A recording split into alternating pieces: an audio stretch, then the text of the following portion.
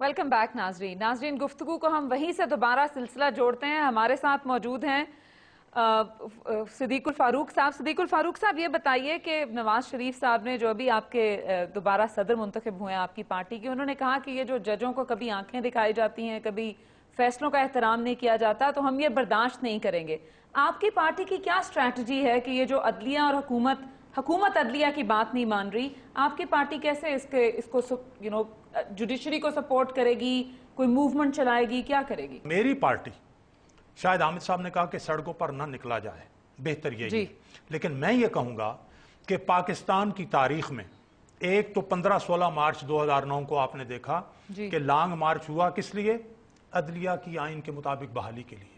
मैं समझता हूं अगर मेरी पार्टी की स्ट्रेटेजी दबाव डालने की है, अगर कि आइन पर अमल दरामद हो और एक मरतबा फिर ऐसी सिचुएशन पैदा होती है जहां मेरी पार्टी, वकला, सिविल सोसाइटी सारे मिलके सड़कों पर सिर्फ इसलिए आते हैं कि आइन पर अमल दरामद हो, आइन पर उसके अल्फाज और माने के मुताबिक अमल दरामद हो, तो मैं समझता हूं ये नेमत गैर मुतरक्किबा होगी, ये ब्लेसिंग इन डिस्गाइज होगी, और ये लॉन्ग मार्च या ये मुजाहरा जो है ये बेहतरीन चीज होगी। सिद्दीकुल फारूक साहब, ये बताएं कि जाहिर है, शायद हामिद साहब ने भी इसकी तरफ इशारा किया कि हालात अगर इस तरह के पैदा हो जाएं तो एक प्रेसिडेंट सेट हो जाएगा कि हर चीज के लिए आपको एक पॉलिटिकल मूवमेंट चलानी पड़ेगी।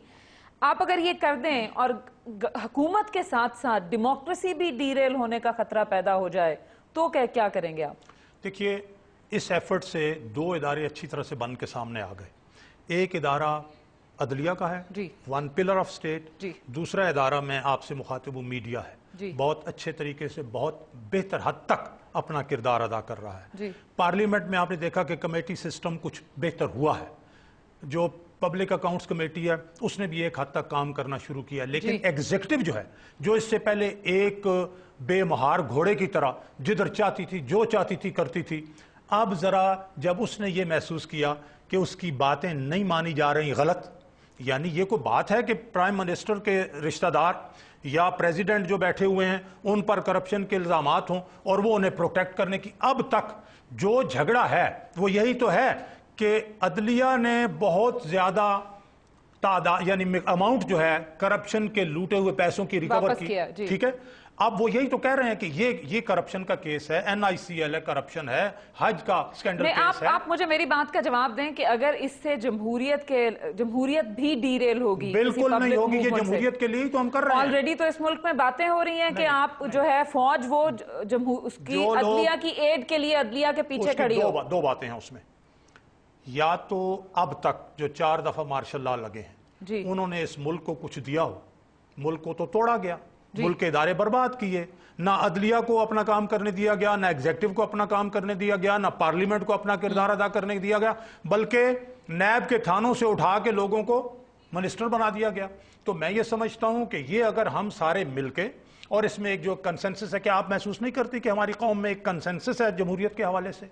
तो जो जमहूरियत के हवाले से और अकाउंटेबिलिटी के हवाले से कंसेंसस है। सिद्दीकुल फारूक साहब, ये कैसा कंसेंसस है कि आप ही के मीडिया के अंदर से लोग उठ के, एनालिस्ट उठ के ये कह रहे हैं कि इस वक्त फौज को अपनी आवाज, अपना जो उसका कॉन्स्टिट्यूशनल रोल है वो ऐसे अदा करना चाहिए कि मुल्क की खातिर अगर उसको जान भी कुर्बान करनी पड़ जाए तो वो कर दे? देखें, ये तो डायरेक्ट इन्विटेशन है फौज के लिए। मीडिया में 2-4 लोग अगर बात करते हैं तो करने दीजिए। क्या मीडिया के 2-4 एंकर जो हैं वो सारी कौम की रिप्रेजेंटेशन कर रहे हैं? एक और बात मैं अर्ज करूंगा कि जी फौज ने सैलाब में काम किया, फलां जगह काम किया तो उसका यह हक हो गया। ये सैलाब में काम करना, दुनिया की अफवाज नहीं काम करती। बरतानिया की फौज यहां आके अपनी हुकूमत को, अपने बादशाह की खिदमत करती रही है। अमेरिका की अफवाज कभी इराक में जाती है, कभी अफगानिस्तान में जाती है, कभी कोरिया में जाती है, कभी कहीं जाती है, वियतनाम में जाती है। उनको यह हक कोई नहीं देता कि हाँ जनाब आप हुकूमत भी करें, इसलिए कि आपने मैं यहाँ फौज का जमहूरियत में एंटर करने पे तो बिल्कुल आपका हमें समझ में आ गया, लेकिन जाहिर है जब आप हीट करते हैं माशरे के अंदर, ये सिचुएशन पैदा होती है, तो हमें पाकिस्तान की हिस्ट्री पता है, हालात आपके किस तरफ, आफ्टर ऑल PNA की मूवमेंट ज़ियाउल हक साहब को लाने के लिए तो नहीं आई थी ना? मैं अर्ज करूंगा, देखिए अगर उस वक्त भी मुंतखब वजीर आजम, अगर आपको याद हो, आप तो छोटी है आपकी उम्र, मैं तो मुझे याद है, मैं स्टूडेंट लीडर था उस वक्त। मैं आपसे अर्ज करूंगा कि वजीर आजम ने धांधली की, अपने आप को अनअपोज्ड कराया, चारों सूबाई जो अपना वज़राए आला थे उन्होंने, मैं आपको ये बता रही हूँ कि जब मूवमेंट्स चलती हैं मुझे अगर तो दो जुमले 7 मार्च को उन्होंने ऐसी धांधली की कि मेरे पास इस्लामाबाद वो जस्टिफाइड था, गलत था, वो नहीं था, लेकिन हालात पैदा करके फिर बहुत से हमारे लोगों ने साथ फौज के मिलके उसे दावत दी। आज ये सूरत हाल नहीं है। कोई एक पार्टी, कोई सियासी वर्कर उठ के फौज को ये नहीं कह रहा कि आप आएं और टेक ओवर करें, लेकिन फौज को भी ये देखना होगा कि 4 दफा। सिद्दीकुल फारूक साहब ये बताइए कि बहुत सारे लोग ये कहते हैं कि आजाद अदलिया तो जाहिर है एक इंस्टीट्यूशन है, सिविल सोसाइटी, सिटीजन सबको काबिल कबूल है कि ऐसा होना चाहिए। आज आप गवर्नमेंट में नहीं हैं तो आप अदलिया की खातिर आवाज उठा रहे हैं। कल को नवाज शरीफ साहब जब हेल्म ऑफ अफेयर्स पे होंगे, जो उनका माइंड सेट है, जैसे वो हुकूमत चलाते हैं, उनसे भी इतनी आजाद अदलिया बर्दाश्त नहीं होगी। मैं आपसे अर्ज करूंगा, एक तो हम प्रोविंस में हैं ना जी, लेकिन हमने अल्हम्दुलिल्लाह बहुत कुछ सीखा है।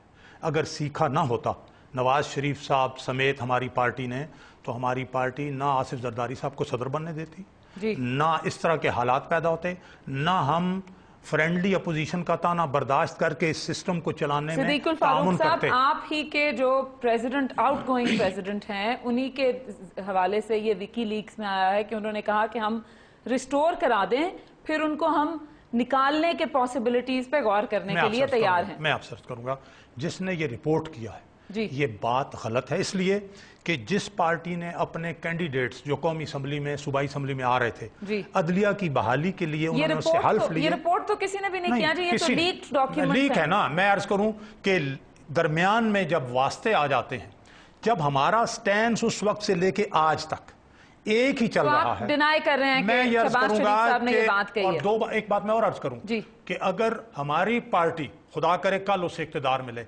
और वो अदलिया के फैसलों पर अमल दरामद में पसोपेश करे, यानी आइन से इनहराफ करे, सिद्दीकुल फारूक वो पहला आदमी होगा जो बगावत करेगा कि हम आपकी ये बात नहीं मानते। बहुत शुक्रिया सिद्दीकुल फारूक साहब। नाजरीन, हम एक ब्रेक पे जाएंगे तो इसी गुफ्तगू को जारी रखेंगे।